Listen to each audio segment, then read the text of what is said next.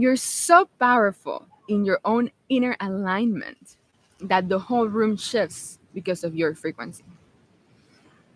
Write that down. Pause this. Well, when you can, not right now. You can pause it because it's live.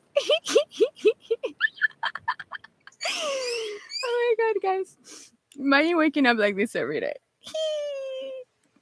Okay. What's on my coffee?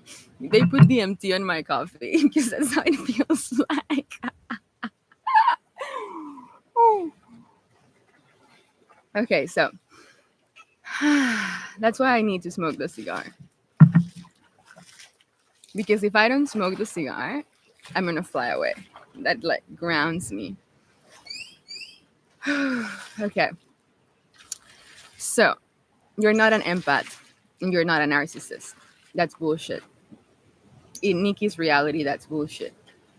You are the conscious co-creator of your world, and you can choose to be so fucking powerful, so grounded in your core frequency, so sure of your power, so like you have such a strong armor, but it's not an armor that makes you like tougher in the inside. You can be so soft and so playful. Our natural state is our inner child, just like me right now. Like, wee! That's her natural state. We just have repressed that because of the outside world making us like, oh, you have to act tough. You have to have like a shield all the time. There's a better way. You can be so anchored in your infinite power that you have an armor, a divine armor around you, and you can still be the beautiful flower in the inside. Or if you're a guy, you can be the beautiful. I mean, you can also be a flower as a guy. Do you want to be a flower? Let's give you another analogy. You can be a tree. You can be this most beautiful, grounded, epic tree as a man. And the tree can be your inner playful child too. And you have a strong armor, but you intuitively know in which context and in which situations to show up in your most authentic, vulnerable self, because that's what's going to bring you joy.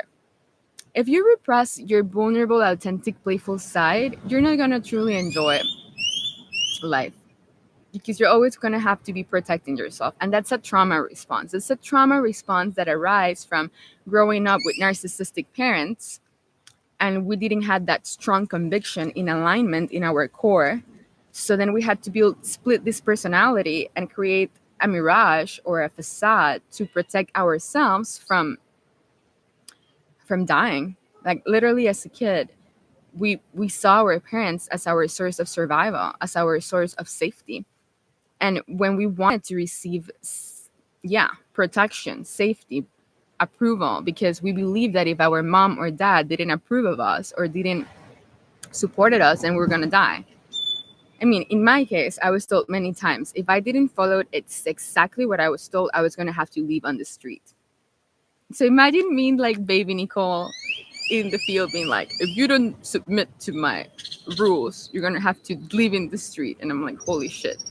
So like I learned not to have my own sense of authenticity and own boundaries and own my core, because if I didn't like flip myself, edit myself to submit to the people that had the quote unquote power, which were my caretakers, I was gonna die. Because as a 15-year-old, I'm like, okay, if I go to the streets right now, I may die by myself. What am I gonna do? I mean, I could bartend. I was like, I thought about it. I'm like, I can just go and be a bartender. But I was too scared. I wish I had played out that timeline. I did for like a week. Then I came back. I always left and came back. Anyways, it's not about me. It is about you. How growing up with narcissistic parents and parents that just abused our like it's a privilege to have like an infinite baby. Imagine you being an infinite baby without any programs, and then you have a narcissistic parent that is just commanding you to do shit or you die. So we created a split personality to survive. And then in adulthood, when this is a vocabulary class now. We're in adulthood. We're adults. Says the girl with a lollipop in her hand. We're adults. Guys, I truly feel like I am on DMT. Okay. And disclaimer, I'm totally sober. So as adults, then we're like have that coping mechanism that if we don't use a split personality for survival that we had to use to survive, then we're not going to be received. And that's the beauty of deprogramming. You don't even have to go to therapy. You don't even have to do infinite shadow work. You can just use quantum healing. You can shift into the reality where that never happened. Like truly. And this is not bypassing. There's a version of your authentic core in your heart, which is the portal to the Godhead, in which you never experience that trauma.